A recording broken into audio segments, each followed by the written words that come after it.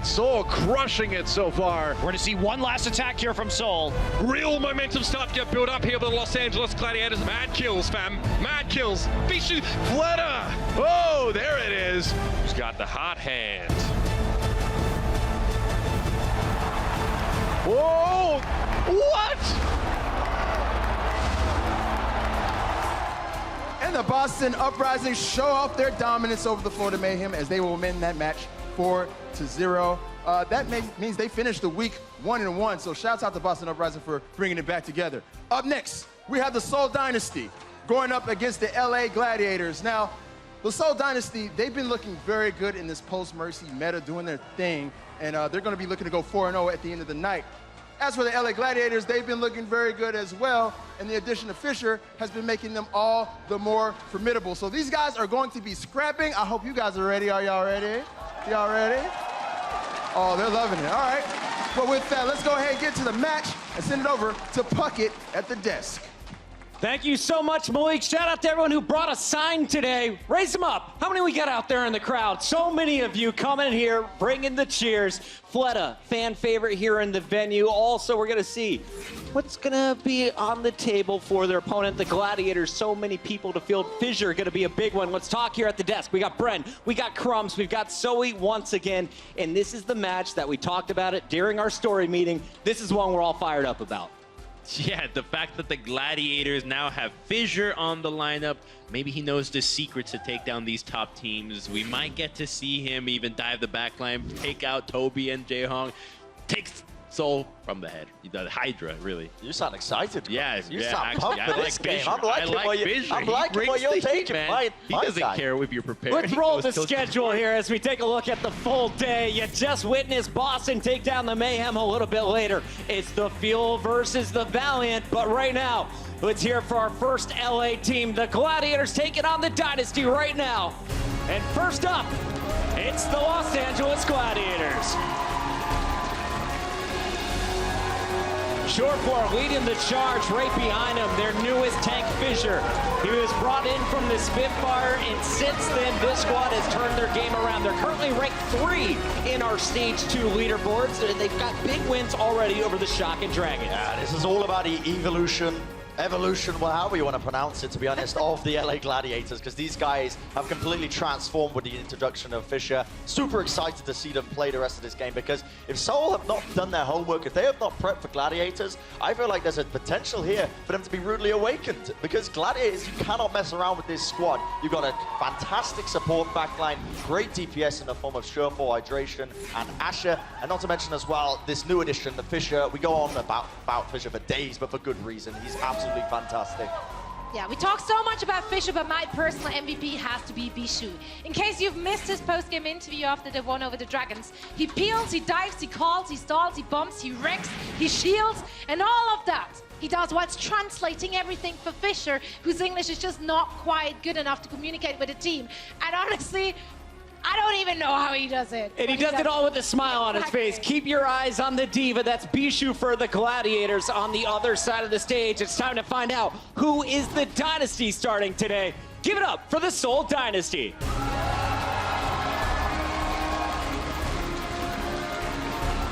After a rough finish to Stage 1, a fantastic start here in Stage 2.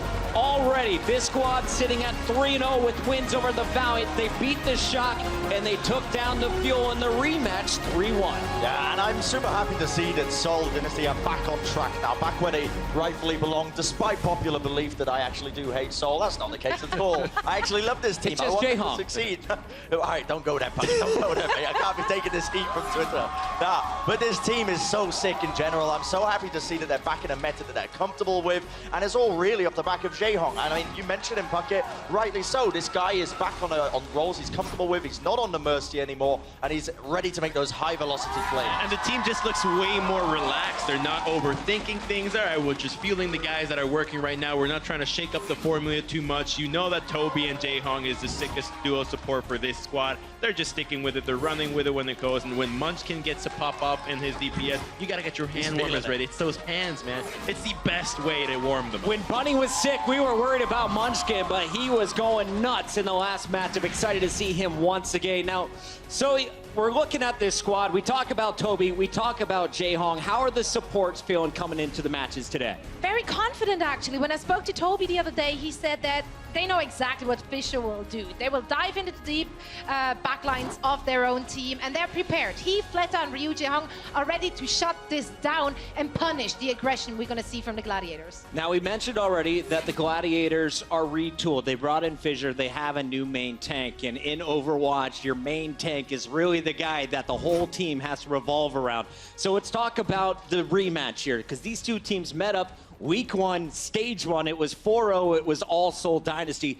How much better are the Gladiators entering this matchup today? Oh, it's worlds apart, really. The fact that now you have a guy that is very aggressive and forcing the rest of the team to follow up means that the team now has a more direction. A lot of the times the Los Angeles Gladiators looked a little bit lost, shaken, but if you have a guy that is always going to be on top of the game plan that you have to follow, it means that there's a lot less pressure on everybody else to know what they have to be doing. In general, yes, Gladiators, they are worlds apart. I'm not going to discredit you there, Crumbs. But I will say you can't underestimate Seoul here as well. This is a former top team across multiple championships. This squad has so much talent packed to the brim. And the most unique aspect of this team, in my opinion, is the fact that they can adapt on the fly. And not a lot of teams can do this. So set strategies don't really work as well against them because they're so good at reading the game and how it plays out. You could argue that this is the toughest challenger that the Gladiators have faced so far in stage 2. How do they feel coming in? You know, since Branchels mentioned this whole set strategies won't work, but that's kind of exactly the approach Gladiators are actually going to take. So I am not quite sure how they will feel about it. They told me, or rather their coach Depay told me, that usually they look at the map. Then they look at what strategies work for this map. Then they're looking at what comps can play those strategies, and at the very end, they actually decide what players to field. So that very much seems like planned out to me and not very adaptable. Not sure how that will go for They're coming in with a structure, though, and Very that's good structured, news because yes. they're going to need it against the Dynasty so far. So let's talk about our official predictions, starting with you, Bren. Are you going with the Dynasty and Jae-Hong? I'm going to be going with black and gold for this one. I think Seoul Dynasty all the way. That's my personal prediction. That's what I think is going to be happening. I'd rather get some points back after the first map at least. And I doubt I'm going to be flipping and flopping here, but it's still going to be a great game to watch. We'll give you a chance at halftime. What about you, Crumbs? Listen, I might be projecting here, but I get the feeling that the Gladiators' preparation, it came through. It didn't go all the way in stage 1, but I think in stage 2 here with Fischer in the lineup, it gives me some hope for the Gladiators. I think that Seoul has looked a little bit shaky. I think that they're going to be able to... They've beaten the Shock. They've beaten the Dragons. He says they beat the Dynasty today. Let's close it out with you here, Sully. You know, the thing is, yeah, Fischer is a super high caliber player. But if you're looking at Seoul Dynasty, but they basically have 6 Fischers. So I have I to don't know go what with Overwatch Seoul you're watching, Dynasty. Zoe. I mean, It's great. There's not It's 6 great Winston's to in my watch. game. So many monkeys to play with. There are apes. All right, let's hear it from the crowd. How many people want to see Seoul walk away with the win today? How many folks out here in Los Angeles want to see the Gladiators pull off the W? It's time to kick this party off right now as we set it backstage. We got Monty and Doa. Puckett, sounds like a pretty divided crowd out there, man. LA Gladiators versus Seoul Dynasty. Can't deny Seoul coming into this one looking very, very strong. Had a little bit of a rough go of it at the end of stage 1, but man, stage 2 has been incredible for these guys. They look very comfortable in the meta. That said, Gladiators looking good with Fischer, of course, coming in.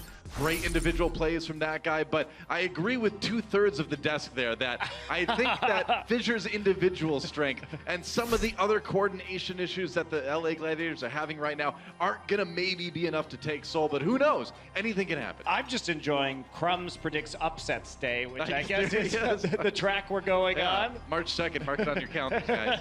Yeah. All right. We'll see if he has more success in this match than he did in our first match. You know, it's even more surprising that he would pick that, given the first map is Hanamura, and we saw Seoul finish their first attack run against Dallas with something like, what, 6, I think it was almost 6 minutes and 50 seconds on the clock there. That's right, Doa. Yeah. They completed their first attack against Dallas on this map in 1 minute and 23 seconds. I was only 3 off. Which is no, you were 13 off, but that's fine. Well, that's I was an art major guy. Yeah. Either way, it was a very fast completion time for Seoul, and here we are again. So if you're LA Gladiators, man, I think you would have been studying that VOD pretty intensely if you want to avoid the same thing happening to you. Yeah, they also adapted very well on their own defense. So their first defense wasn't very successful, but by the time they hit their second one, really had a good read on what the Fuel were doing. Los Angeles Gladiators, though, even though they played Volskaya in their last map, the assault mode was their most successful against the Shanghai Dragons. They got 34 eliminations and only died twice on Volskaya. So different map, but same style of game mode. Gladiators looking dominant. Yeah. Yeah, and you can't deny they really did. And Toby paving the way for some boops to be delivered. The boop god later in this match here. Getting rid of the railings, making sure you can toss people off there quite easily. That's right, and you can see right there, 69% win rate, the highest in the league for Seoul on assault maps. And I think that really says a lot about Seoul as a team. They were, even when they were struggling at certain points during the first stage, Assault was always their bread and butter, and Assault gives them more time. What are they great at? At adapting their tactics. It gives them the most time to try and refocus on their defense, because you have in Assault obviously an attack. If it's repelled, then you get some time to readjust your tactics on attack and defense and then run the next play. So with those downtime being a big part of Assault, that's when we see Seoul really adapt efficiently, and that's why they're so scary on this kind of mode. That's right, and as far as how they look in Stage 2 in general, in this meta, they kind of have started to become the Seoul Dynasty that we kind of predicted them to be at the beginning of Overwatch League, which is to say Lunatic High with better DPS, right? A very tank and support-focused team that were able to be very adaptive in their matches and make this dive style work back in Korea. Trying to bring that to Overwatch League now. They ran into the Mercy meta. Things didn't go too well, but now they're back in form, I think, where they still have that strong tank and support core, and they've got these great DPS players to add into it, and I think they're really in their element here in this meta. Yeah, and Seoul was suffering from some underperformance from some of their players. Munchkin has really stepped up in this second stage. So is Miro, looking much more like the Miro we know rather than the Miro that we saw in Stage 1, which was pretty out of form and uncharacteristic in terms of his play. So it's been both the meta and I think some players stepping up that has seen Seoul really rise through the ranks here in Stage 2 in this early part of Stage 2. Yeah, Miro is kind of like that superhero where like 2/3 through the movie decides he just can't be a hero anymore, and so he's kind of like on the street just kind of walking along with his head down.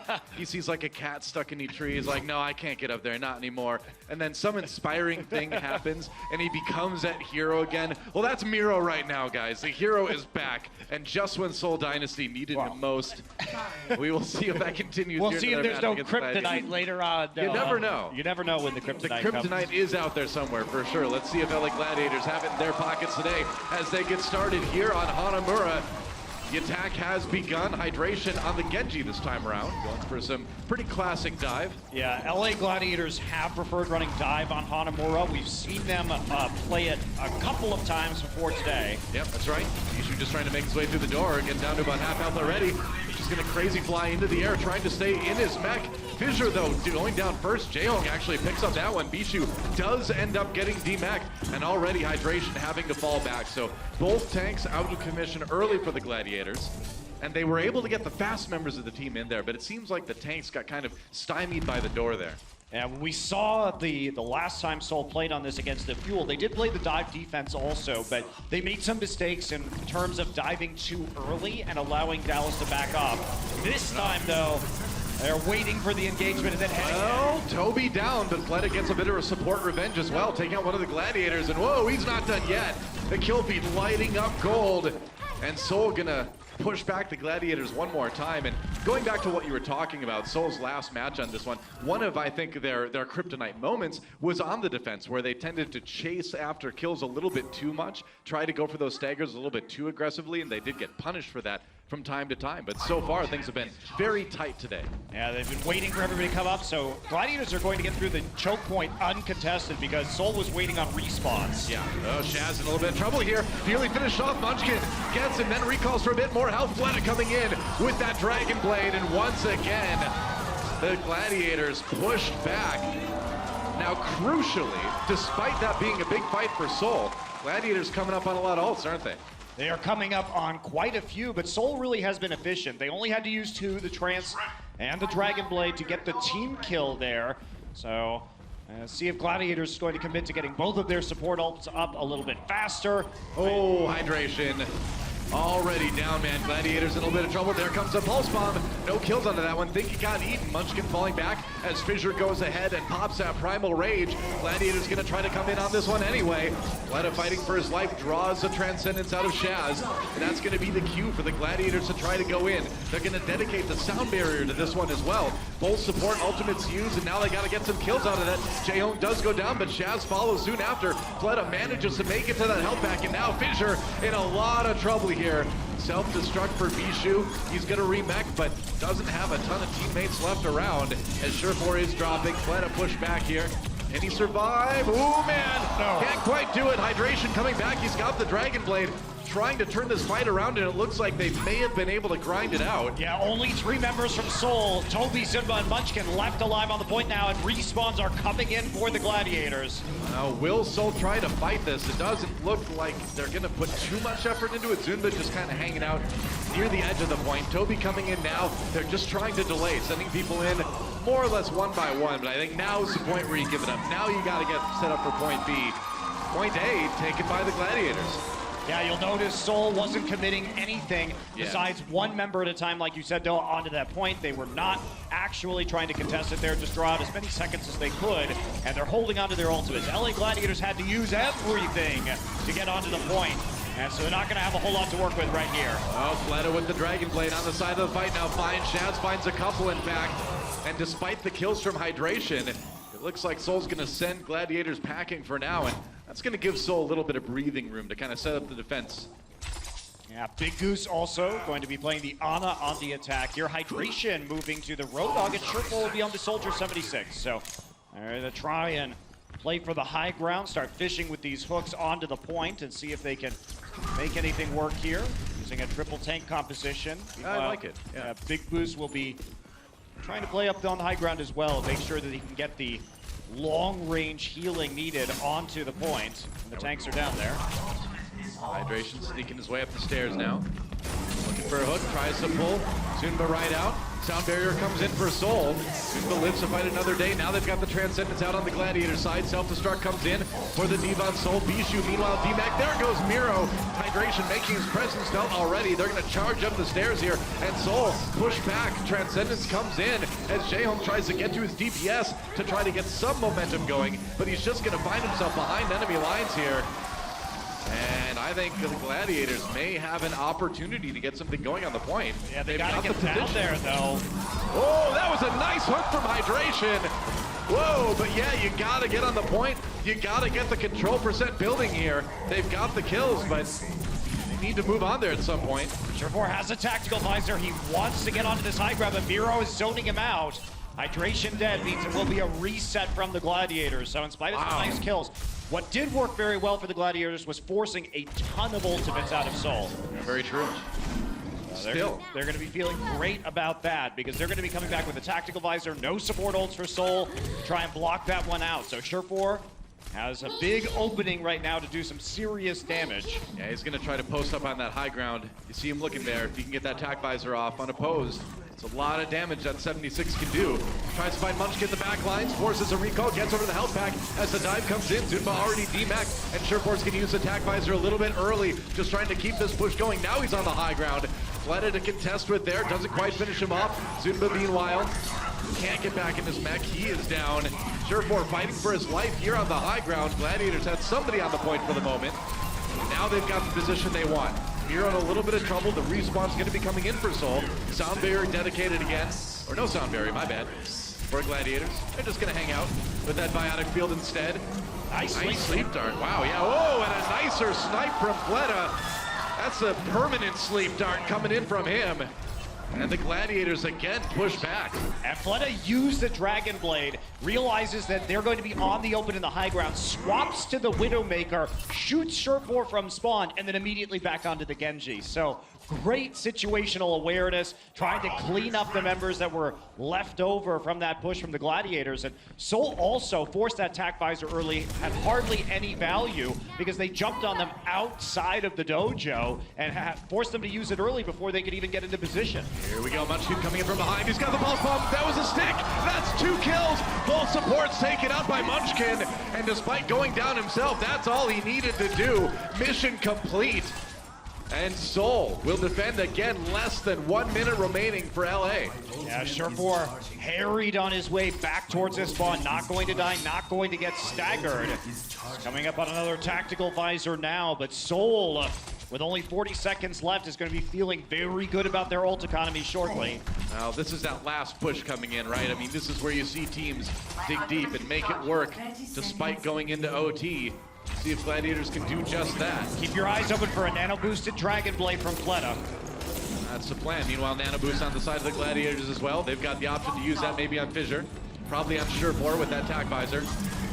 We will see Hydration separated from the team. Oh, they cut him off.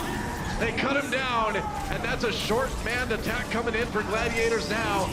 Here comes a Dragon Blade. Meanwhile, Fleta trying to cut through that Transcendence, keeping them bottled up. Nobody gets to the point.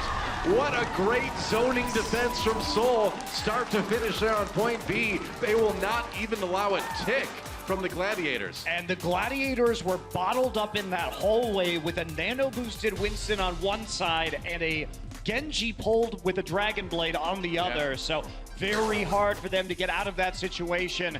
Have to use the Transcendence and can't get onto the point in time. So Seoul will hold the Gladiators to 1 point and no ticks on point B.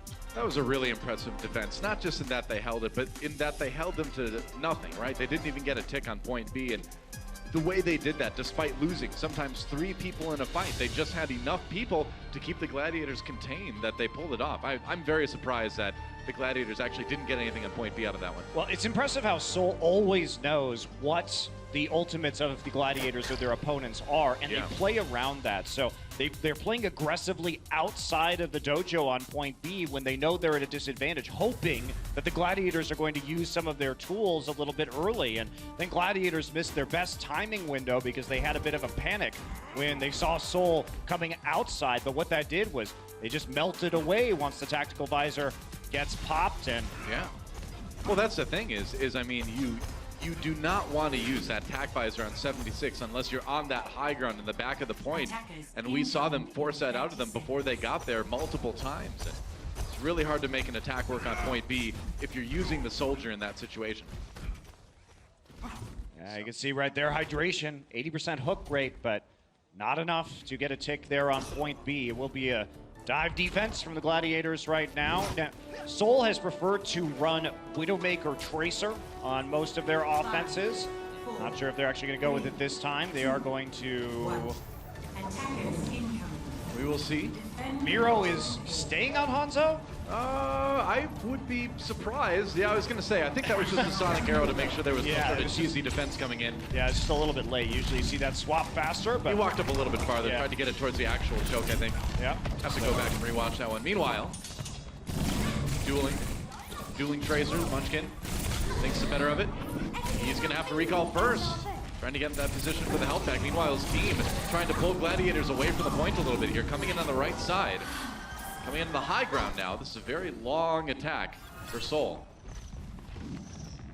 You can see Munchkin, he's still poking around the side before trying to occupy him. Munchkin, he used most of his blinks now, has to rewind. He's in a bad position. No kidding. I mean, it's been Operation Hunt Down Munchkin here, and it nearly succeeded. Rejoins his team for a bit of healing here.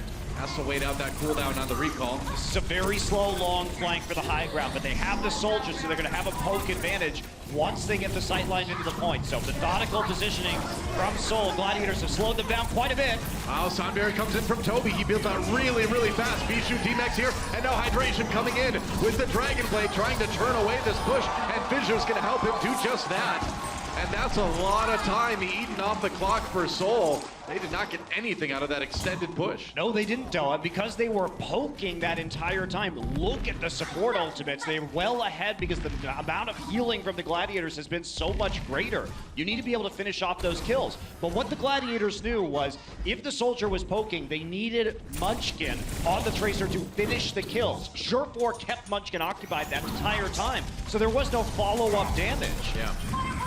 Seoul trying to go from the left this time around, it looks like. Switching up their attack. That's a really early Transcendence coming out from Chaz. They're going to go in and attack with it. Seoul trying to... Oh, now Sound Barrier used by the Gladiators as well. They're dedicating both support ultimates. to this fight. Jaehoong, oh, he couldn't get to the health pack. He was so close, and Fissure coming back in. The victorious 8-man pushing away people. He's got Zimba cornered on that Diva, losing a little bit of health here. I do not know, man. Down to 58 health. Can he get away? Needs some health packs really bad. Meanwhile, Miro coming out ahead on that Winston battle. Goodbye, Surefour. And somehow, some way, Seoul looks like they're going to claim this point.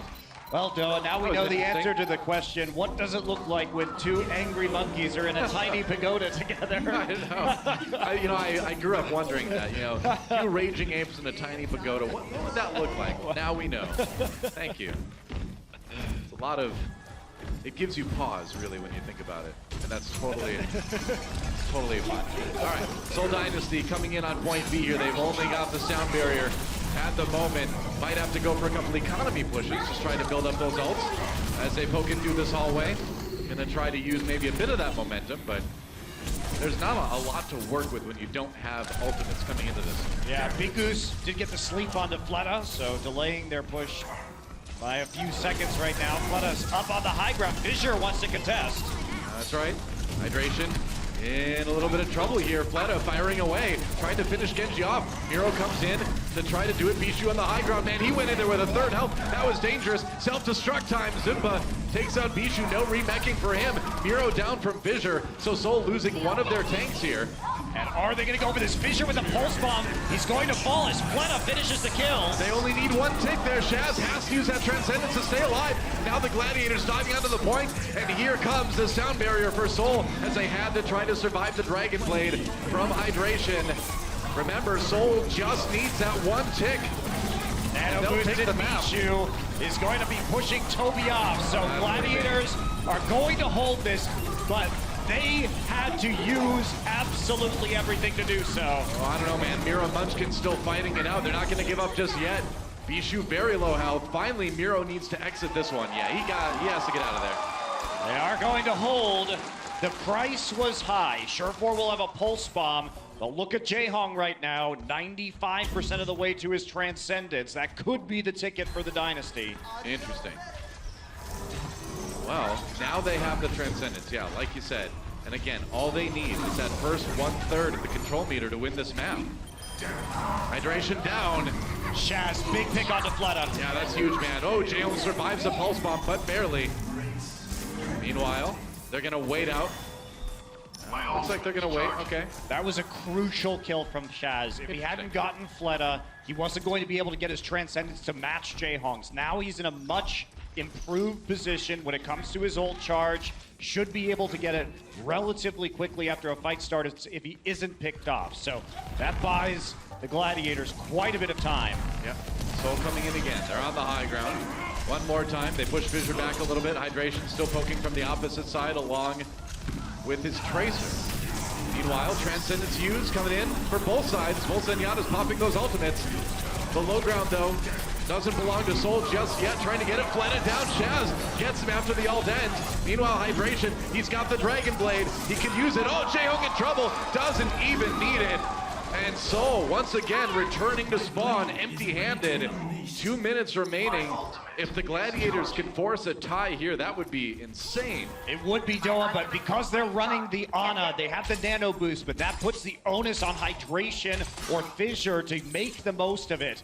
And they're going to have to fight through that sound barrier. Shaz is clutching this out, though. A couple of big kills on Fleta have really changed this defense for Los Angeles. Well, we've certainly seen that happen in the past. Shaz getting the big picks with that Zenyatta. And here we go again. Hydration coming in. Nano boost onto Fissure. This time he's going to try to go into the back line. And they are going to just dismantle Seoul Dynasty. That push way over before it began. And Shaz nearly up to another Transcendence, so this is looking great from the Gladiators. They've been getting the picks they need and punishing Fleta time and time again. He remains on this Soldier 76. You can kind of see what Seoul's plan is, though. It looks like they just want to go for one big 6 ultimate fight, try to just grind it out. All they need is that first tick. They've nearly got all 6 ultimates right now, and once they do, that's going to be the plan. Surefour coming around the back. We saw Munchkin get a good one. Oh, that pulse bomb, not getting much at all for the Gladiators. Meanwhile, Seoul gonna dive onto the point here. They've got Blood on the high ground. Sound barrier in there now as they have the Gladiators push back just a bit. Fissure zoned off. Fissure down, as is Shaz. This could be Seoul's moment right here. Self-destruct for Bishu. They finish him before he can read back in hydration. The last man standing, Dragon Blade coming in. Can he get the kills? No, there's a Transcendence from J-Hope. That's exactly what they need. And hydration down. Gladiators dehydrated. And that is going to be the map for Seoul. They finally waited, they got the ultimates they needed, and they took the map. And that's the advantage that you have not running Ana. Ana is a very strong hero, but when it comes to matching the power of another support's ultimate, it just isn't there. You have to be able to make the plays, the biotic grenades, or the sleep darts. That's what makes Ana great. And so when you come to these do or die situations with 6 ults, sometimes it can be hard enough just to extend the fight unless you hit that like wonderful sleep dart. I mean, you usually can't rely on 6 ultimates to carry you through, but when you're in that situation where you only need the 1 tick, you can do it. Seoul shows us that. They are up a game.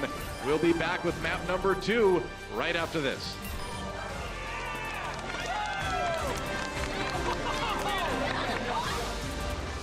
The Overwatch League is brought to you by T-Mobile, America's best unlimited network.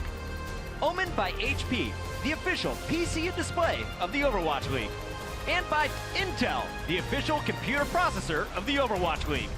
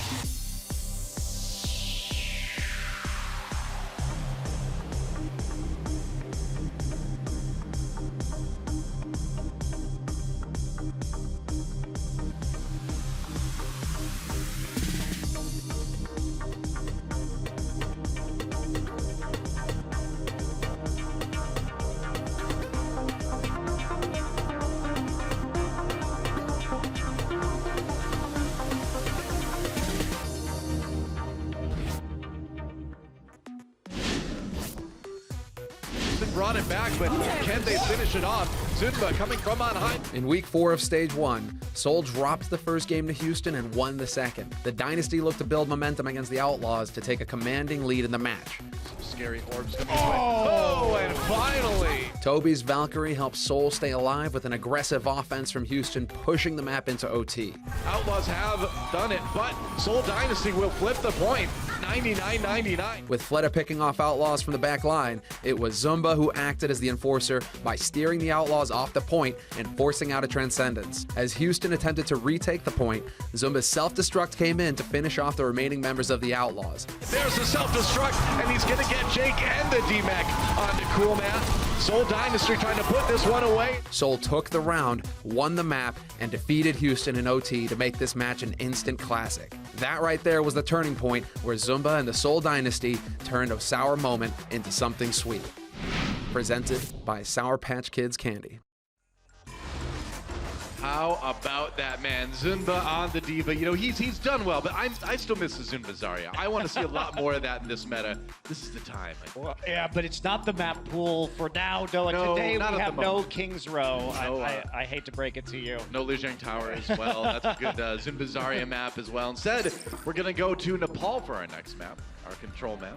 And we do like to see, or actually the Soul likes to see themselves play Tracer Soldier almost exclusively on this map. So maybe Fleta will pull out a little bit of the Pharah again. We have seen that on Village. Yeah, Village once in a great while Sanctum, but I think you'd probably see him on the Soldier on that one. But yeah, we'll see. We do have a sub, though. Asher coming in for Surefour instead, swapping it up a bit on the Gladiators side. It was a fairly close map, number one, but you know, again, when you're in that situation, that unfortunate situation that the Gladiators were in, where you only have to give up one tick to lose the map, it's easy for teams to just out-ult you, I guess you could say. Yeah.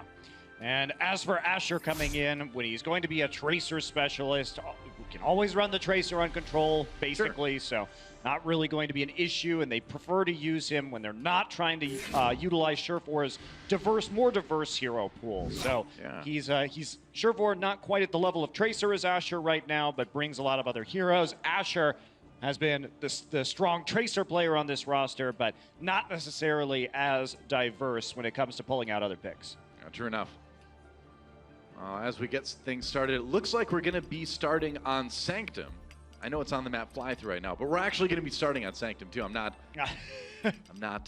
messing.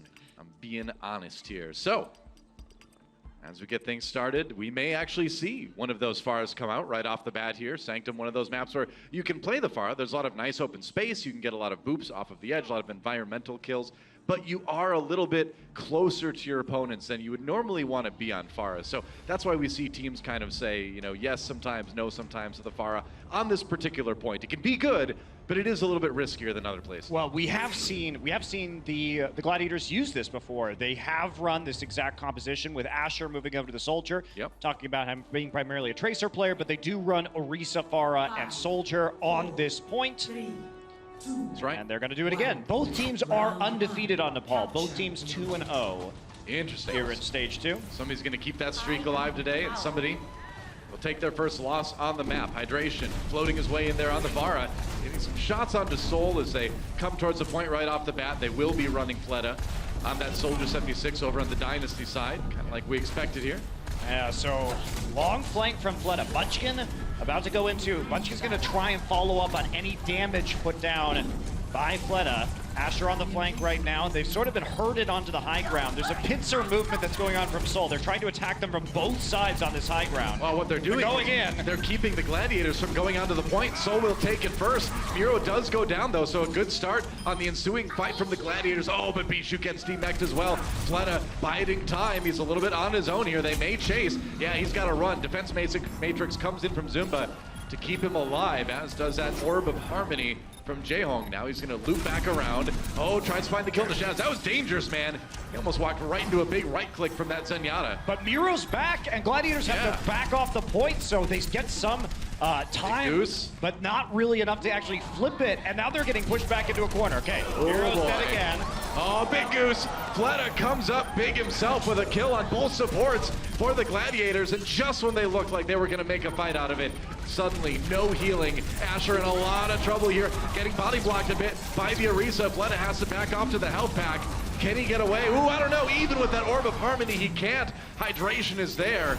but Seoul still keeps getting this percentage going. I got 50% already, basically by giving Gladiators the runaround. Now Gladiators finally is able to get on the point long enough, but the Gladiators have a hard time because they have the Orisa responding to the mobility of the Dynasty. They cannot collapse onto a flank as quickly as if they had a Winston, and so Seoul is abusing that. They're sort of just like popping out on either side of the Gladiators' death ball. It was interesting. You don't see teams get outmaneuvered like that too often, but now Seoul has to take the point back, and that can be a challenge to go through those shields. I mean, they're abusing the low mobility of this composition with the main tank being Orisa. Yep. And they're still trying to pop out onto the point. Here we go. Transcendence coming. Munchkin just waiting it out. Pulse bomb. Oh, he a little bit too early on that one. Tried to time it towards the end of Transcendence. Didn't get it. I mean, yeah, you can kill people through Transcendence anyway, but you want to follow up on that damage and can't do that. Meanwhile, Seoul does flip the point back anyway, so the percentage is going for them. Nice rocket from Fleta to finish Shaz. Ooh, nearly gets finished himself. 7 HP. Gets back to the health pack just in time. Meanwhile, Jaehong uses the Transcendence on the Seoul side. But the kills coming in for the Gladiators. Fissure back on the point again. How long can Seoul delay this time? I mean, they're just holding this point as long as they can. Supercharger goes down, so Gladiators are gonna flip it. But so far, though, what's been interesting about this, Seoul has 80%. Jaehong's He's like, this is chilling. Nepal. This is my home. Zenyatta's supposed to be here, guys. Don't worry about it. So we've had 4 kills only for the Dynasty and 10 for the Gladiators, yet they've been behind on control percent this entire point because their lack of mobility is just being abused by the position of Seoul. That's right. And now it gets a little bit tough to break in here, right? Because you've got, oh, they found him. Oh, poor Jaehong. All he was trying to do is just live a chilled out, meditative lifestyle. Oh, is that a boot? Oh, close. Meanwhile, Seoul trying to come in, but Gladiators stopping them cold for the moment. They are nearing 80% already. Trying to catch up to Seoul, and it looks like they may do it right here. They're going to start to get the advantage. Seoul waiting for a fight. No ultimates available for the Gladiators, and Toby's been sitting on this sound barrier for quite some time. Yeah. Seoul's got to do something. Near 90%. Now they're coming in. Using that Lucio speed boost. Fled it down almost immediately, though. Big pick for hydration, but Shaz falls soon afterwards. Munchkin waiting for it. Here comes the pulse bomb. Gonna get an easy stick on the Fissure. That is not a hard one. Orisa not too fast. Pretty big target for the Tracer. Seoul flips the point. They are up to 90% now. Zumba killed Shaz with a remech. Hey, you don't see that every day. Sometimes you just gotta call your mech in from space and get a kill. You'd think that would do more damage. Bijou with the self-destruct here. Gets taken out before he remax. Gets Munchkin in the process, though. And here comes Fleta, though, with the attack visor. It's coming in on both sides. Asher using his on the Gladiator side, rather. Oh, dangerous time for Fleta. Has to go back for the health pack. We're into OT. Barrage used by hydration to try to keep Seoul bottled up. Soon been a lot of trouble. He gets taken down, and the flip does go back the Gladiators' way. 98, 99%. We're into OT, and the Gladiators may have this one. Seoul scrambling to try to keep the point alive, but I don't know if they can quite keep it going. Jaehong parkouring over to the point in the Zenyatta ultimate. But can he pave the way for the respawns to get there? Oh, Munchkin down, and the Gladiators holding strong.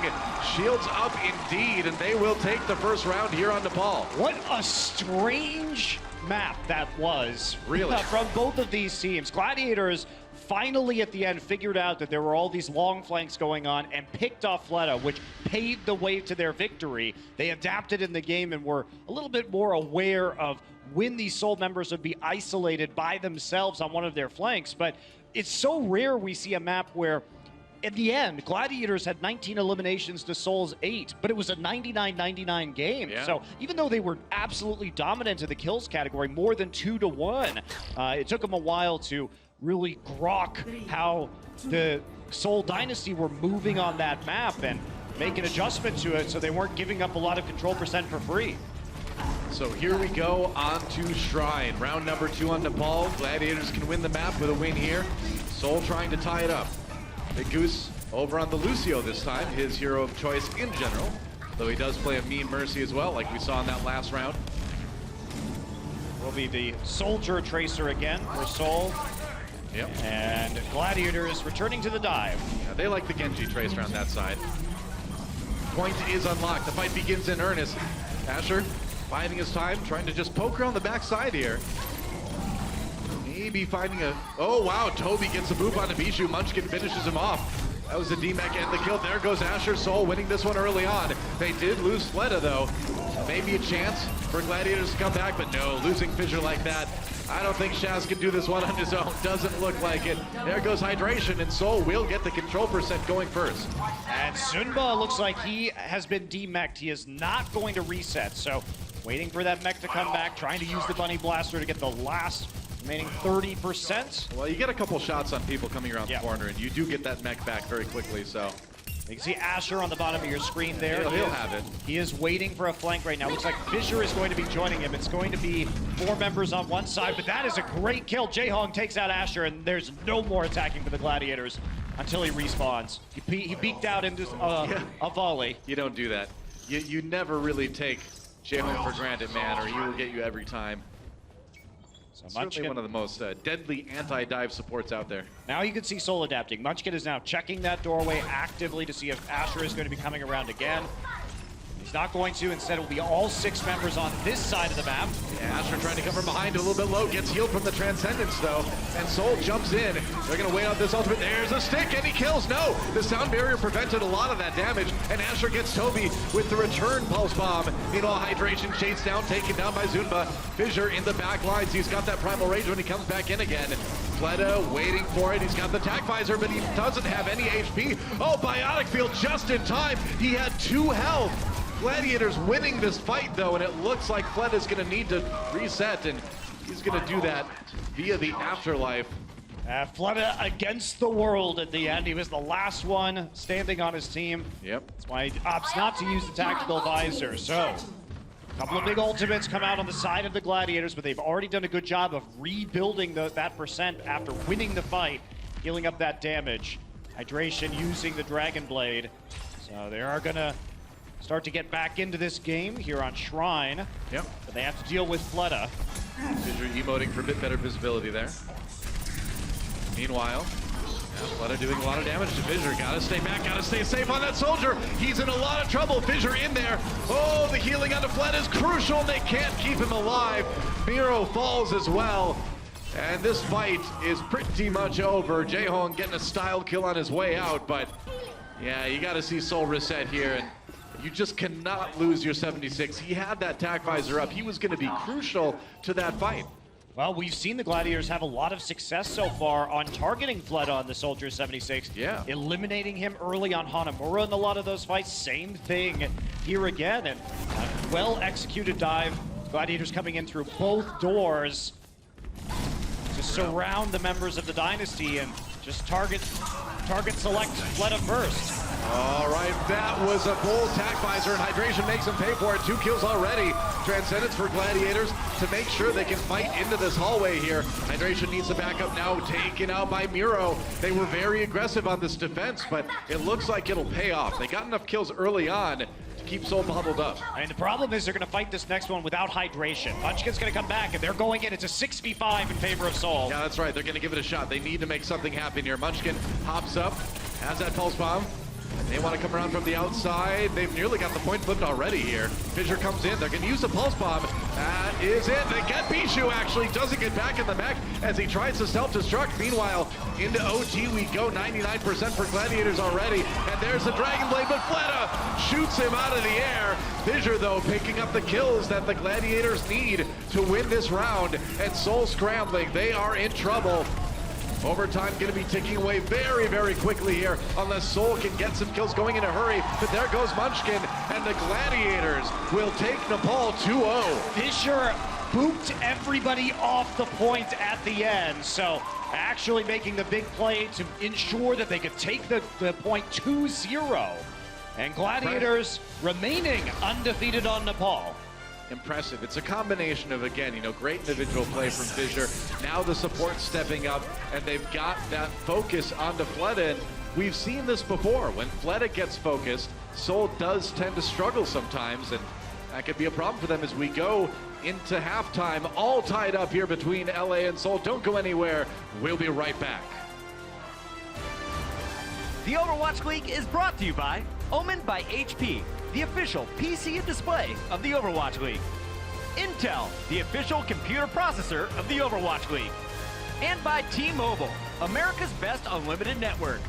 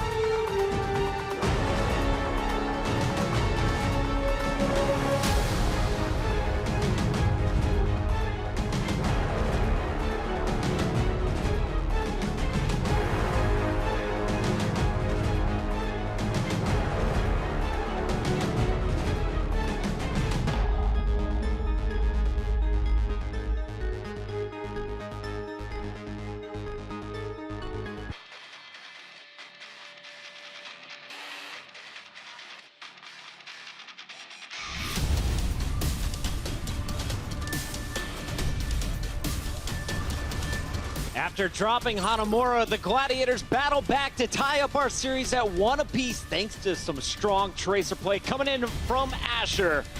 It's been a good show so far and another great series on our hands right now. Welcome back, everybody. It's Puckett, we got Bren, we've got Crumbs, and we got a lot to talk about here. Let's start with just the initial impression on this series. A lot of people online saying this is going to be all Seoul. A lot of people in the venue cheering on the Gladiators today. So Crumbs, what have we seen so far? It was close. That is the one thing that stands out so far. These two teams are actually playing quite neck and neck between each other. The first map was both teams struggling to get the first point. Same thing with the second one. And third, Gladiators came out on top. So the fact that this series is way more competitive than anybody would have thought, except the people that predicted the Gladiators. Okay, all right, mate. All right, chill out with that. Chill out with that for a second, because we still got 2 more maps to be played out before you start tooting your own horn. I like this, though. Okay, listen. You're so much closer to being right than you were with the whole Florida Mayhem series. So. I bailed Chip way earlier too. Straight savage, man. All right, so sorry, I was just giving them crap on their predictions. If you missed it earlier in the show, they were terribly wrong. But let's get back on track here. Who is impressing so far? Let's start with the Dynasty. So across the board, I think we can't really argue with Fletter's performance in general. I think this guy, you can always pick him out as an MVP. He always turns up, it seems, no matter what role he's playing on. And that's also, in a way as well, Seoul's downfall in a lot of essences. And we will get into this a little bit later. Because when you have such a powerful, potent player on this one individual role, it becomes very easy to just try and focus him down and try and shut him down in particular. And I mean, this is why I said I'll go into it later, because this is actually what happened on the poll, and the reason why Gladiators actually managed to edge it out.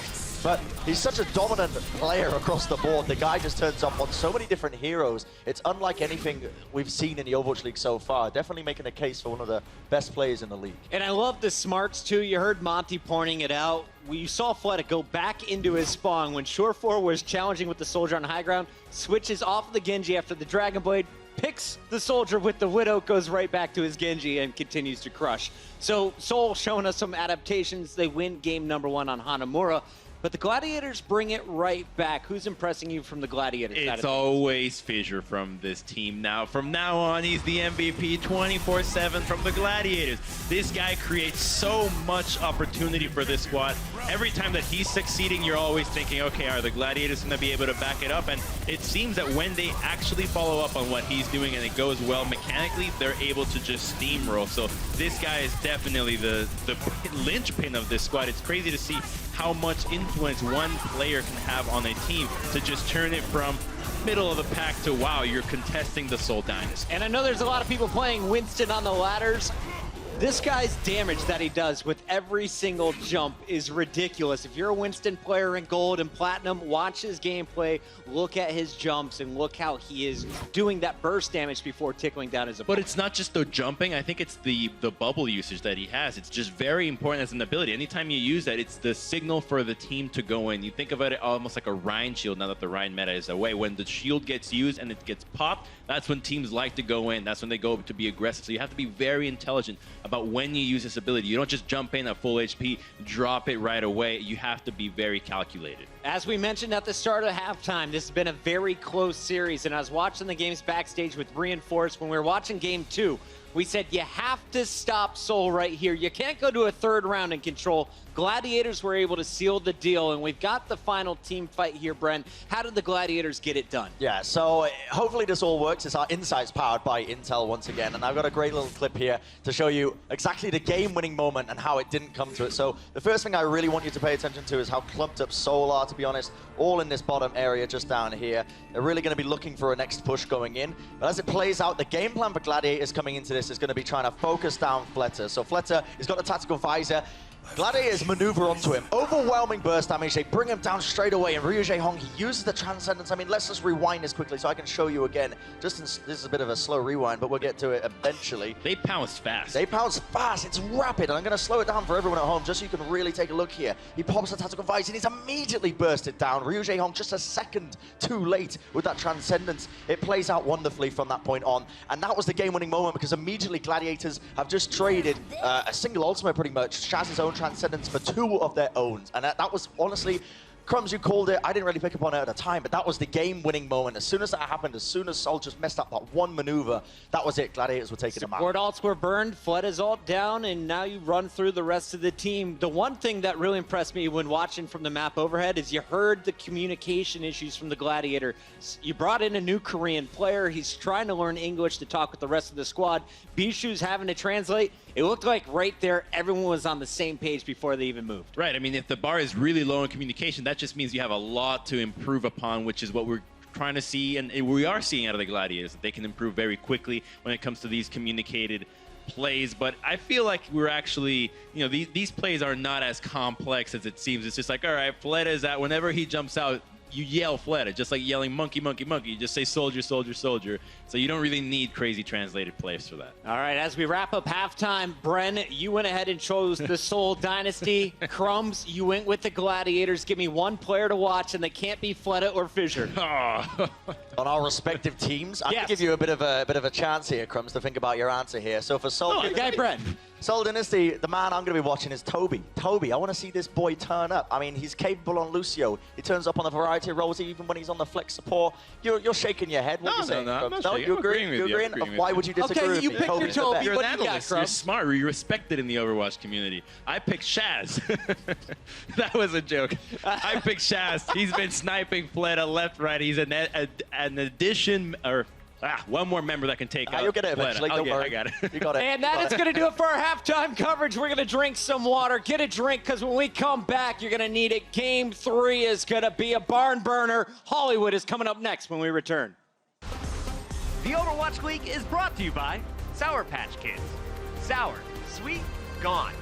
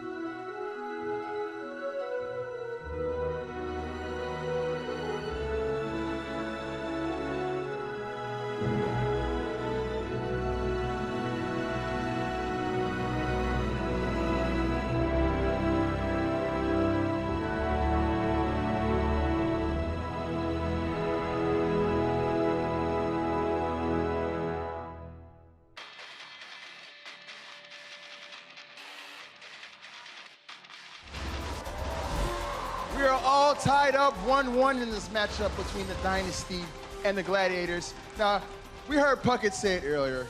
A lot of people on the internet and online, they were saying that this was going to be all Dynasty. But, as we can see, the Gladiators clearly mean business. And, you know, the more I watch this team, the more I really wish that I could just do my placement matches with Fisher. Fisher, please. Please, Fisher. Anyways, let's go ahead and get to the second half and send it on over to our casters, Monty and Doa. That's right, we are back. I would also like to do my placement matches with Fisher, please. Add me on BNet, man. I thought you were gonna say, I wasn't gonna say that. I was just making a joke all along. I don't know, this intro is totally I failed. can give Believe did a everybody your much better email job. if you want to add some friends for your placement matches there, Toa. Zenyatta fan 1983 at geocities.com. Here we go. Surefour coming in for hydration as we go towards Hollywood, which is kind of interesting, actually, isn't it, Monte Cristo? Because you would think maybe they would want to have hydration in here, because when you put Surefour in, doesn't that kind of take away some of the options for like the Genji, say, things like that? I mean, Surefour has played Genji, but it's not on the same level as Hydrations. Yeah. It does give them, and they would still have the Widowmaker option with Asher as well, so I'm curious to see what they do, because we actually haven't seen the Gladiators play on Hollywood yet, so not sure precisely what their strategy is going to be. Interesting. So perhaps something a bit new coming out from the Gladiators? Seoul, on the other hand, of course, feeling perhaps a bit vulnerable after that match on Nepal, having a little bit of trouble keeping Fleta in the game. And like we said before the break, I mean, if you target Fleta, that's a big chunk taken out of Seoul's ability to win. So going forward here, you got to protect that guy a bit better.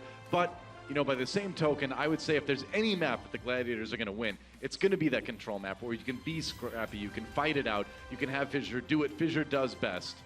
Well, you can see what the game plan is, too, from the Gladiators, is that they know that Seoul has been running an extensive amount of Soldier Tracer and wanting to poke before they commit to a fight.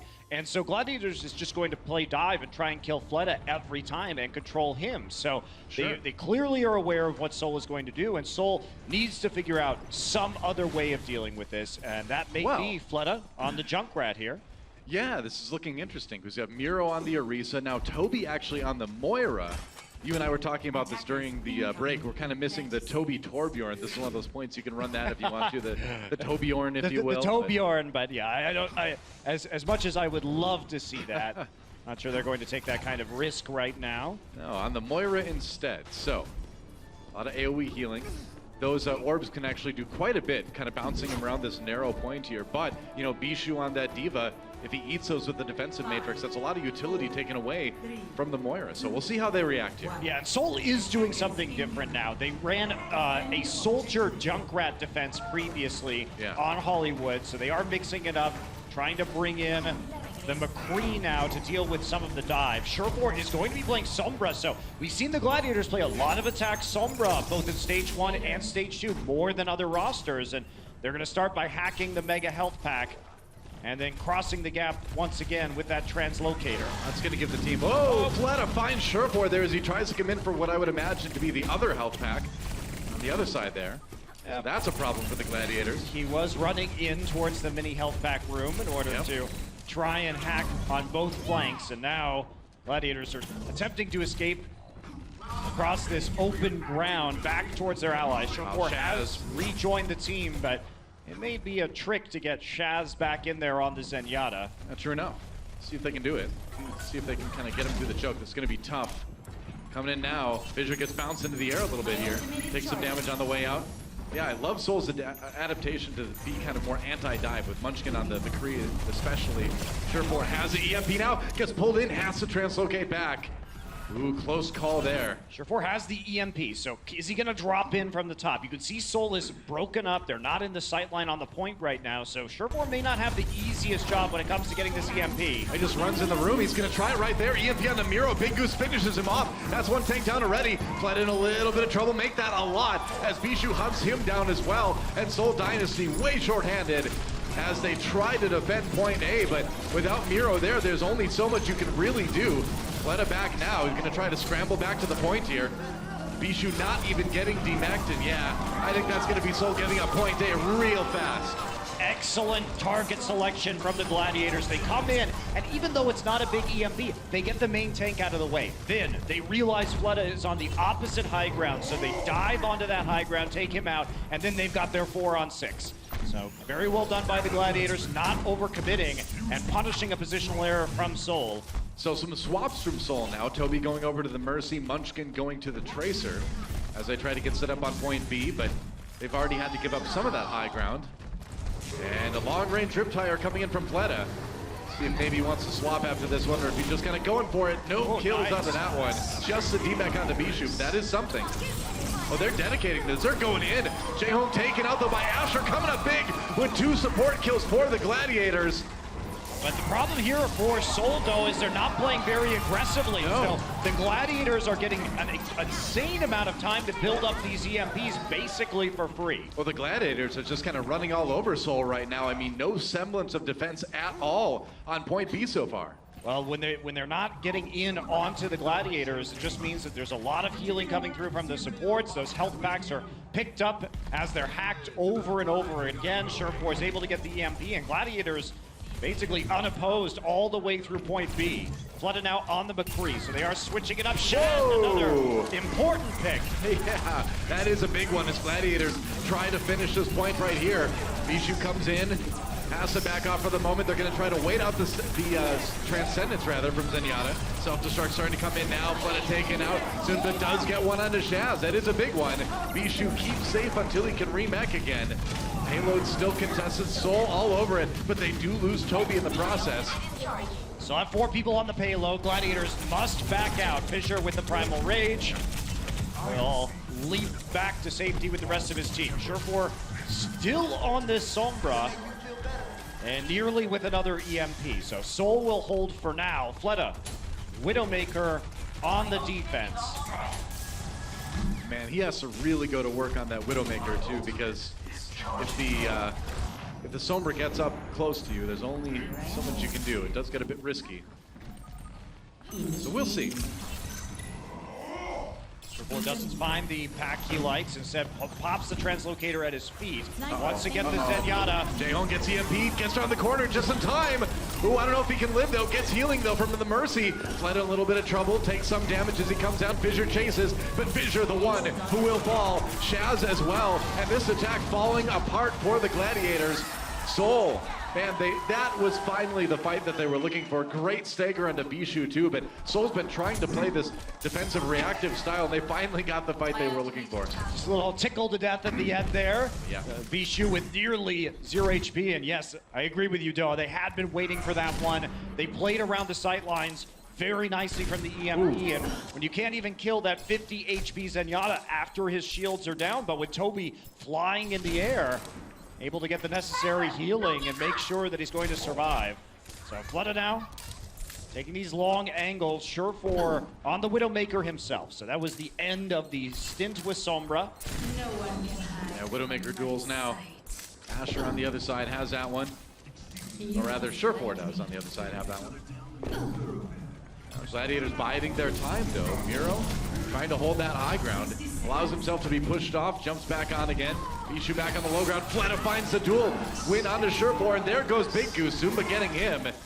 And so Gladiators, a couple people down already, and they'll actually use the Transcendence from Shaz. Wow, pressure onto the Zenyatta, and that's a big ult to take away from the Gladiators. It absolutely is. Big Goose onto the Lucio now, so swaps coming through the side of the Gladiators, and that's a good change. Surefour on the Genji. But notice what Seoul did. The Infrasight actually bought Seoul about 10 seconds because Gladiators were afraid to move anywhere during that period, and then after that time, ended up jumping into the line of sight and dying anyway.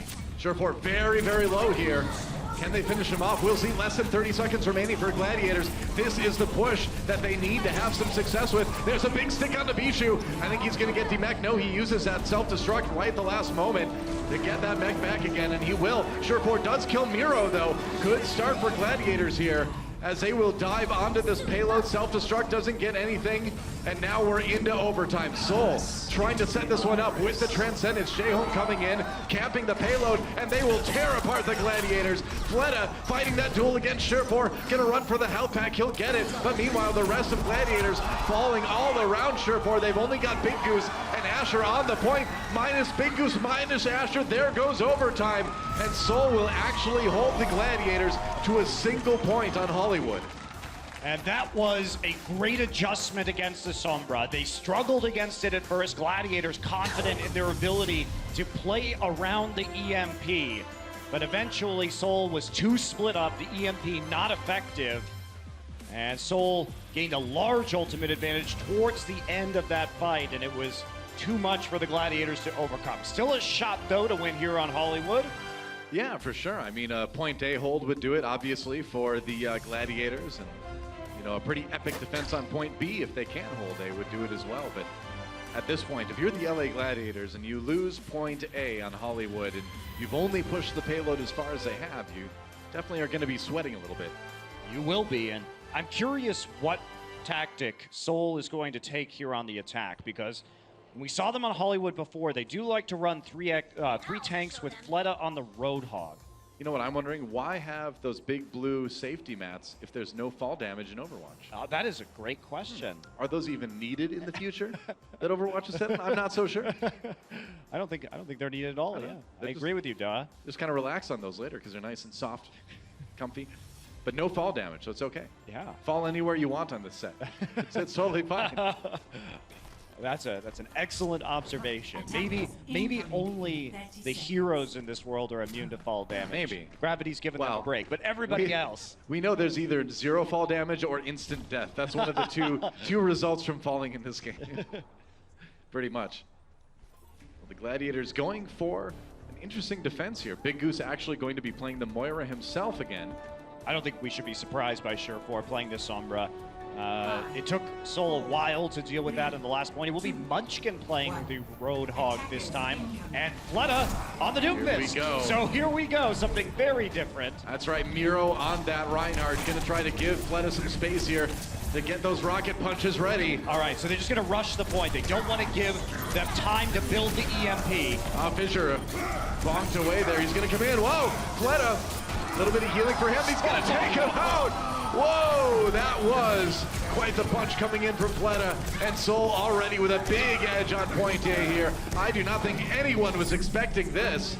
Munchkin on the Roadhog as well. And what this is doing is just a pick composition. You want to come in, get the Doomfist hit punch, or you want to get that hook in. They're going to try and defend here, but Munchkin is fishing Chaz. No. Fisher is like, I'm going to go in, and Munchkin's like, all right, man, I know Chaz is probably back there.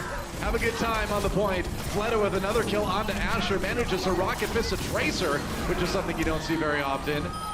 Has that Meteor Strike available, and that looks like after they finish off the tanks one more time, a pretty quick point A take for Seoul Dynasty. 5.5 minutes now to push the payload 2/3 about the way through point B. That feels good. So when the Gladiators are playing this strategy with the Sombra and the Tracer as their DPS, what Seoul realized is that if they rush the point, there's not going to be time to get the EMP, and there's not going to be enough damage to actually kill them, especially with the Moira there healing them up. So very hard for the Gladiators to combat that when they have the speed boost just to get onto the point from the Lucio, and then the pick potential from the hook and the rocket punch. So great strategy from Seoul. Well, the EMP comes in, Fisher immediately dives afterward. The sound barrier gets going though. Somehow they didn't catch Toby with that one, and they're gonna go right back in with the Coalescence. Here comes a Meteor Strike from on high, descends Fleta. Transcendence is there though. Meanwhile, Munchkin does fall. Fleta finally trying to find those kills on Big Goose. He gets him midair. It's an uppercut. And no one's been able to touch this Doomfist just yet. Okay, Crazy. The Sombra has to go at this point. You can't keep running the Sombra, but Fleta dies to a pulse bomb. Oh, Asher decides to go for that one. Jaehong finishing him off though, and now Munchkin onto the Widowmaker actually. Something that we usually see from Fleta, but this time around he's been doing so well. The Doomfist are gonna give it to the other DPS. I love this swap at the end though, because they can't contest the Widow when they have to play the card. True enough, and they do, because that card is almost there for Seoul already. Fisher jumping in, Miro just swinging away, and the kills coming in quick and easy for the DPS. Oh, Fisher knocked as just as he tried to Primal Rage. They can't get the payload there quite yet, and Fleta, or Shas rather, coming back with a couple pretty crucial kills. Can the Gladiators maybe hold it at this last second? Less than a meter remaining here. Surefour falling. They gotta push Bishu back again. He's demeched, he's down, and that's a win for Seoul Dynasty on Hollywood. That was such a great hero swap from Seoul. So first off, that attack was a direct answer to what we saw from having the Sombra Tracer. So they come in, figure that that's going to be the strategy on defense. It's easier to play Sombra on defense because you can pre-hack a lot of those health packs.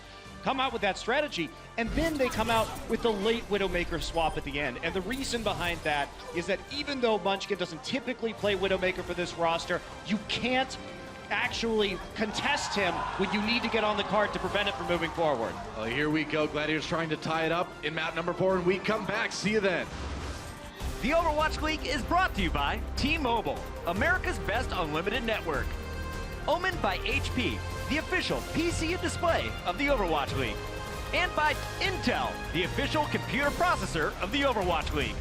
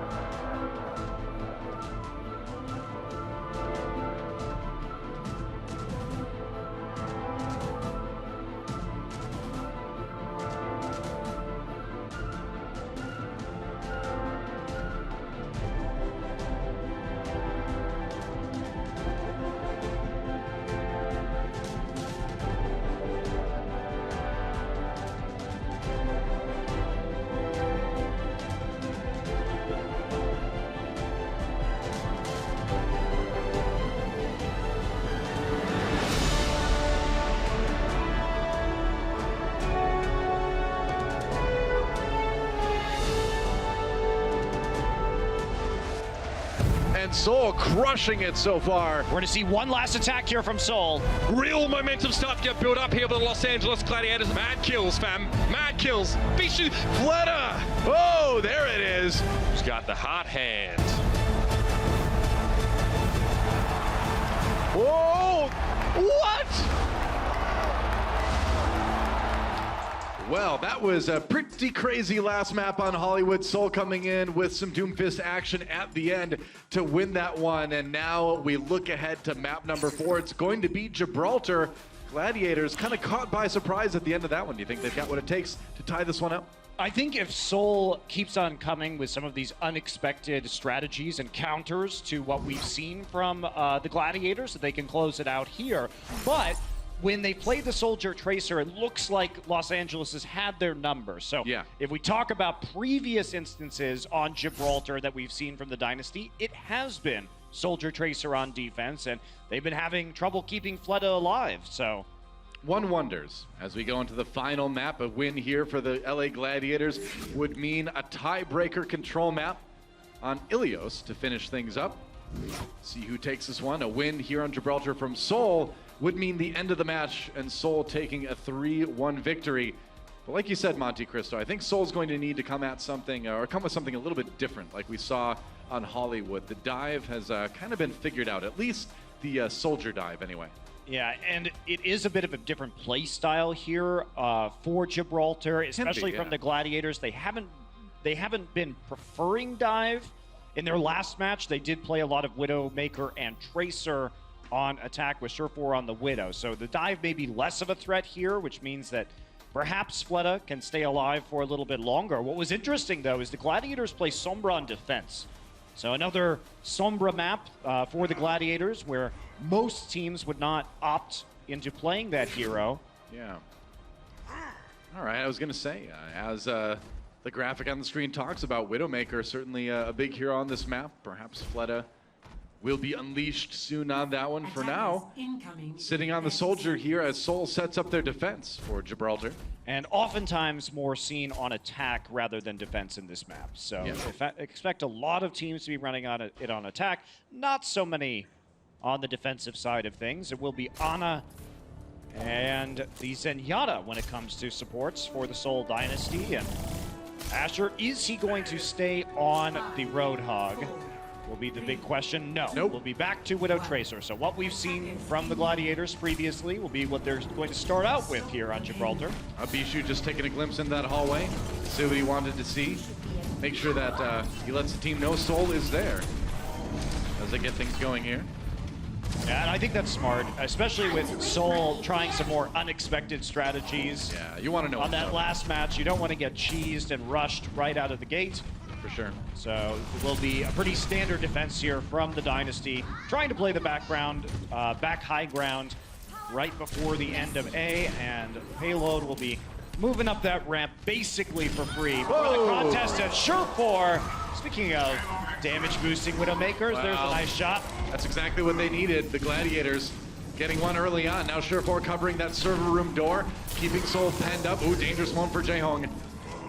On that, Ana backs away after a little bit of pressure from Miro coming in. Meanwhile, Asher fighting it out with the members at the door, and that Payload getting very close to the end of point A already here. It's going to be a nano boost already here for Miro. Oh, that was fast, man. Miro gets a nano boost. Fleta finds one onto Fissure here, and Seoul finding the defense here at the end of point A. But now Asher coming in. We saw him trying to push that Payload on his own. Just keeping it where it is, trying to not let it roll backwards at all. Yeah, Fissure with a resurrect, though. Asher still playing far back. Fissure going to die alone on the card, so they revived him only for him to go back in. That's actually sort of a waste of time from the Los Angeles Gladiators side, because in essence, they just delayed their push even longer by rezzing him and then having him die again. Yeah. So Seoul, though, the reason why they got that nano boost so quickly was that they were rotating members out of the server room onto the cart. Munchkin dueling it out with Tracer. Tracer going for the quick kill there, didn't get it. And then healing them up. So pretty big advantage right now for the Dynasty. You can see Jaehong already with that Transcendence. Asher's going to try to take that one away. Maybe with a pulse bomb here, can he get the stick? He does. Forces out that Transcendence. Jaehong keeping himself alive on that Zenyatta. Asher now hunting down Fleta. He's got the shot from behind. Fleta in a lot of trouble, goes down. Jaehong right there for the revenge though. And now Bishu chasing Miro back on that primal rage. Fissure low, Zunba takes him out. And so Seoul slowly getting the advantage here in this fight, and that's going to cause the Gladiators to pull back. They've got ultimates to work with. They didn't need to really try to keep pushing it there. No, they didn't, but difficult for Surefour to do his job in that circumstance, because even though Asher did a wonderful work with forcing out the Transcendence by using the Pulse Bomb, it didn't end up meaning anything because Seoul turned it into an aggressive play immediately. Right. And that's when Miro turned around, used his jump, and then Primal Rage and double jump to remove Surefour. That's a nice shot where Toby is right now. So it's been a bit interesting for Surefour to get into position, and Seoul is punishing him when he tries to get a crossfire. Right. Fleta being very aggressive with his position now in 76. They've got everyone battled up in server. Nice Helix Rocket as Miro goes in with that nano boost. Transcendence comes in. Zenyatta ulting his way back onto the point, and Fleta from behind. Wow, on the low ground with the tag visor. Bold move, and he gets punished for it. Meanwhile, Zunba trying to fight it out on the high ground, drops that self-destruct right onto Fissure. Oh, the disrespect. It hurts bad. Bishu trying to keep things alive on the payload, but he's in trouble now. Goes down, gets D-Mech, goes ahead and uses it. Oh, no mech for you, man. Munchkin waits out the self-destruct and gets back in there. And now just 20 seconds left for Gladiators, and they are in a massive amount of trouble. Surefour nothing with that tac visor and a pulse bomb from Munchkin just to keep everybody bottled up in that hallway. They need to scramble if they want to try to take point A. You can see Toby nearly with another nano boost right now. Fissure down again already, and it's only Bishu on the point, all on his lonesome here as his team falls around him. Another nano boost, like you said, onto Miro, and that should about do it. Asher out of the way, and Shaz, he's like, I got this, guys. I can't even get there, sorry. And it's gonna be round one complete with Seoul full holding here on Gibraltar. They played with space so beautifully, Doa, and that sleep dart from Toby, never fall asleep under a nuclear explosion. No kidding. A fun pick off there. It hurts my heart a little bit to see Ana in the game on Seoul Dynasty, and it's not Jaehong playing that hero, but you know, when it comes down to it, you'd think he's probably the one you want to keep on Zenyatta in this meta. Toby performing really well on the Ana, so you can't really argue with that. You know, before Overwatch League began, he told me when I sat down with him that he wanted to show people he could play more heroes than just Mercy, you know, just the Lucio. And we didn't get to see a lot of that in stage one, but now that we're in stage two, seeing things like that Ana performance really gives you a lot of hope in this guy's a deeper hero pool. Well, you can also always go back to Torbjorn, Doa. Exactly. Yeah. He is the designated Torbjorn player on this roster. And with as good as he is on the Lucio, you know, do you even need that deep hero pool? I think it's fine in this meta the way it is now. I think he can play everything he has to in order for this team to win. Well, speaking of winning, Seoul's certainly given themselves, in theory, a pretty easy path to that, as they only need to push the payload as far as you see on your screen right there, just to that box on the ground, and that's going to be a tough one for the Gladiators to defend. So no Sombra on defense for sure for this time around. Wants to play with the Roadhog as an alternative, so 3 tanks. Jeez. Oh, don't do that to me, Angela. Oh. Yeah. See you in your nightmares. I'm just kidding. She's a beautiful woman. I mean, seeing her all the time in the last stage basically was my nightmare. That's true, yeah. I thought it was over. Oh, well, here we go. Seoul Dynasty on the attack. LA Gladiators with a desperate defense. They need to stop Seoul from taking point A, or getting close to it, rather. The payload is moving. So Fleta will be back on the Widowmaker on attack. Nothing new from Seoul. They're going to be trying same strategy that we saw the Gladiators use here to start out Gibraltar, and that means that you'll see a lot of members of Los Angeles in the server room. Surefour drops out for a little hook. Can't do too much damage, otherwise you risk giving a lot of support ult charge over. And you can see how teams rotate tanks out of that door to stall the payload as it comes around the corner. That's the plan. Fleta looking for some shots that could win them the match right here. Shot onto Anna. One of the supports would be big. Taking some chunks out of shirt war. Ooh, dangerous moment as Duishu comes up to try to take him down. And be careful, they're giving that nano boost to Big Goose very quickly. Yes, they are. All right, that is a lot of damage getting healed up on the stakes. Oh, but Bishu demacked by Munchkin and Fleta, taking advantage of just that nano boost now into Fissure as the Gladiators. No one's on it. What? I really thought there was going to be a fight there, but apparently Seoul Dynasty is just going to win this series 3-1. Doa, the problem there was that because Bishu was dead and Fissure was killed en route to the cart, they didn't have enough movement abilities to get onto the payload quickly. Wow. Well, that ended a bit more abruptly than I think we expected, and a bit more than the Gladiators would have preferred, certainly. But Seoul Dynasty coming out with the 3-1 victory, losing that control map, but coming back strong on Hollywood and now Gibraltar, and these guys continue to roll through stage 2. Now that said, though, the Gladiators did play a couple of these maps very close, continue to be unbeaten on Nepal. Yeah. So they're very true. They definitely have seen a lot of improvement with the addition of Fissure, with the change in the meta. Yeah, you look at those early things they struggled with in week 1, right? Keeping Shaz alive, keeping things a bit more coordinated, and they've really kind of begun to make that all sort of come in line. So, despite the loss here, Gladiators looking strong going forward, but Seoul Dynasty, the winners of this one, gonna take a quick break, and after we come back, guys, the desk breaks that one down. Don't go anywhere. This is the Overwatch League. The Overwatch League is brought to you by Intel, the official computer processor of the Overwatch League. T-Mobile, America's best unlimited network. And by Omen by HP, the official PC and display of the Overwatch League.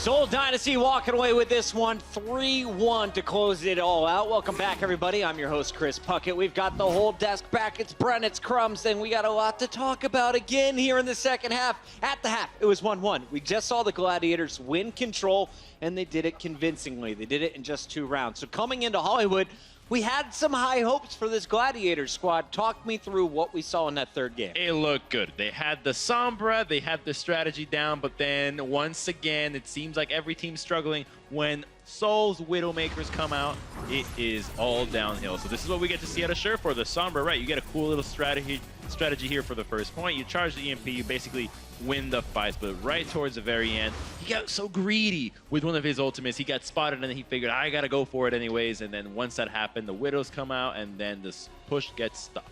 I like that we're seeing more Sombra, though. That's kind of been the theme of our death so far today, teaching you when you can use her, what maps you're going to see her on, and our teams seem to be running her more as the stage goes on. Somebody's getting cheered for. We got a lot of fans here in the venue, a lot of new teams taking the stage. I think that was some Valiant noise. Let's talk a little bit about what is happening on the floor right now. We have Zoe with an interview with our winners.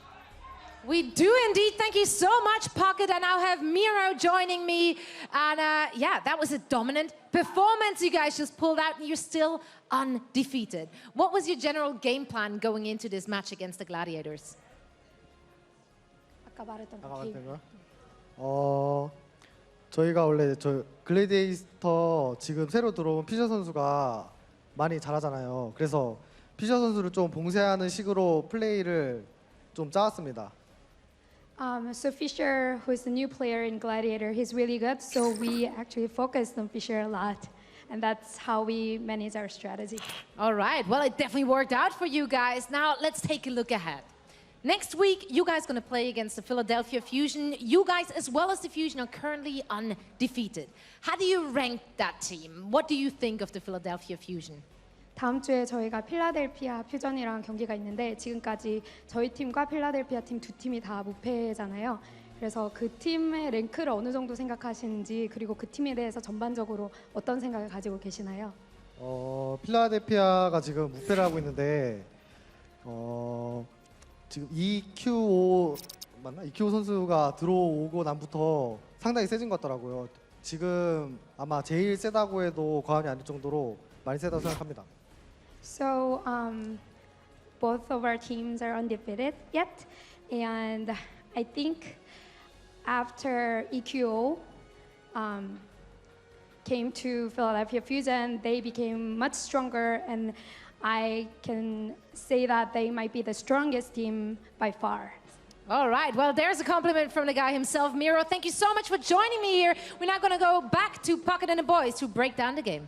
Thank you so much, Zoe. Glad we could fit that one in. Big shout out to Miro and the Seoul Dynasty. Miro taking some time to chat with us, and some high praise for the Philadelphia Fusion. That is a matchup I know a lot of people are looking forward to as Stage 2 goes on. Let's talk about this match, though. As we highlighted, the Sombra was coming in for the Gladiators, but they lost Hollywood. You mentioned a little bit greedy EMP towards the end of this one, but who was causing issues for the Gladiators from the Seoul Dynasty side of things? So in general, it's got to be, again, the Fletter show, isn't it? Like, we got to just mention this guy every single time he comes up.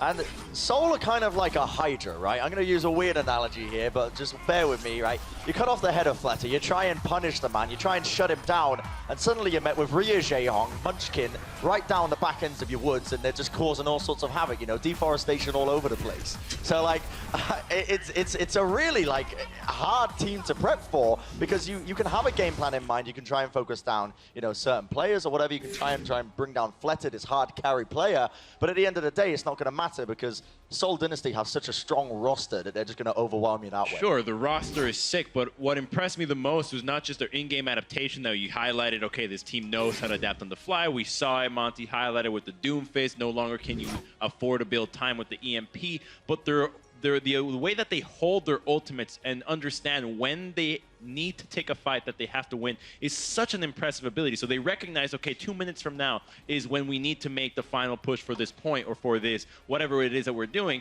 And so they hold on to their ultimates. They have as many as possible and just execute. They almost always get the fight when they do it that way. And it's really impressive to see a team that just knows when they're going to win and gets it. It's amazing when you watch the Seoul Dynasty. Yes, they can get the micro game down. They're not going to miss their shots, but it's that macro knowledge, knowing when to use those ultimates as a team that separates them from some of the other teams in the league so far. That is going to do it for our second match today, but before we go, we have to crown the player of the match, sponsored by Omen by HP. And we don't have any more Fleta highlights coming. That's it for the day. Instead, you got to watch their Tracer. Munchkin was going off. The double pulse bomb on the supports to kick things off back at Hanamura, and he just did not stop being a thorn in the Gladiator side. You saw the Widow, you saw the Tracer. Brent, what was your favorite part of this man's game? I think the clip we saw right at the beginning, the double kill, the pulse bomb, the flick across the map. I mean, this guy, he's crazy. This is the kind of performance, and this is what I'm talking about. There's so much talent on this roster, despite the fact that you might focus down Fleta. Munchkin's there to pick up the pieces, and he'll beat you to death with it. Around 20% of his kills on those supports, also really helping shred through the Gladiators' tanks. You know, Fissure didn't enjoy that throughout the day. That's our Omen player of the match, sponsored by Omen by HP, and that will do it for our first two matches today. But we still have one more to go. Let's hear some noise, because our next match here in the Blizzard Arena is the Dallas Fuel taking on the Valiant when we return.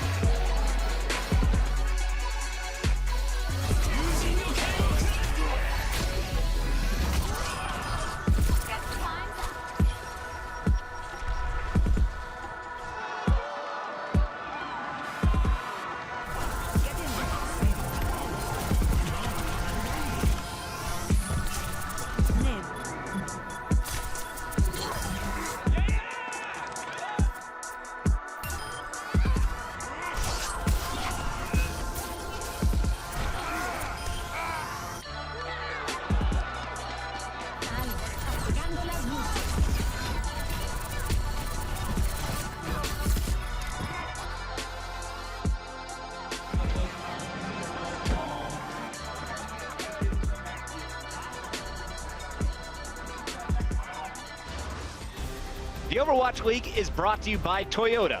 Let's go places.